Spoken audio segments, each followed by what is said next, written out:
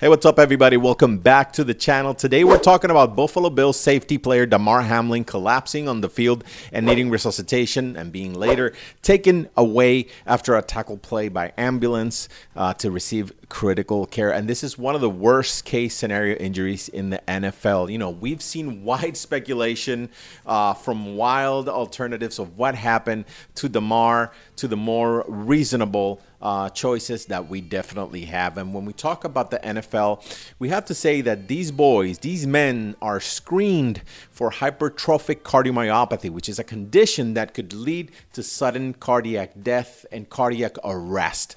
So before these guys get on the field, there are extensive tests like echocardiograms, stress tests, EKGs, and a battery of physicians checking the cardiovascular health of these guys because they're pushing their bodies to the limit in training and come play time. So what we're seeing here is probably what we call Commotio Cordis, which is a hit to the chest cavity, to the chest area, so strong that it jolts the electric system of the heart and it causes the heart to stop.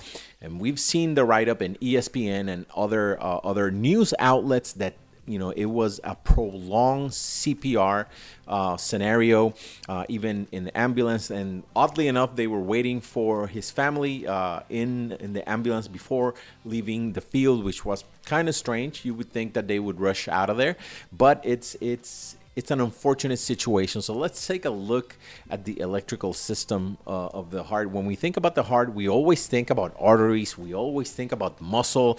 But, you know, the heart is a beautifully timed mechanical pump, basically, and it needs timing between the pumps of the upper chambers and the lower chambers, the ventricles and the atria.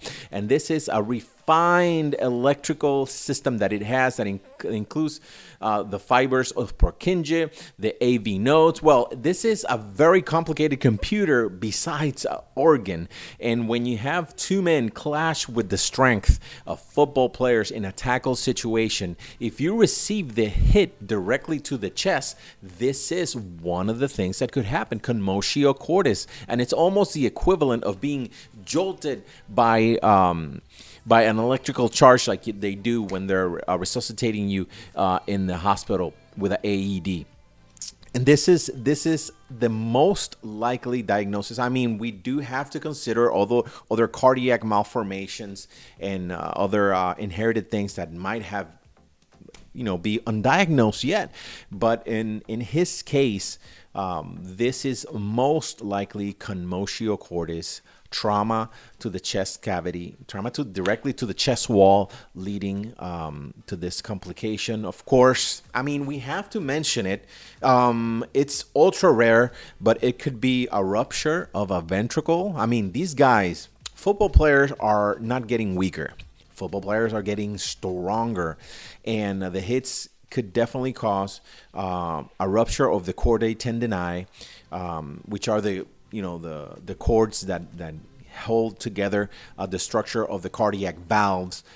So we could have that. We could have blood, a blood vessel break in the heart, and have a cardiac tamponade and have the heart be massively restricted. So it's a car crash.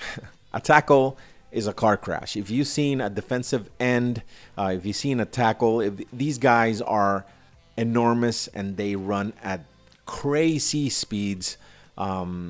So it rarely happens, but I think that, you know, statistics wise, this could be the reason for Damar's injuries. We're hoping, I'm stuck in the computer like you guys are, looking for updates, hoping for the best. But with a prolonged CPR situation, you know, the heart is the pump. It has it transports oxygen rich blood to all the organs. The less time you have a heart beating, the more damage your organs are receiving.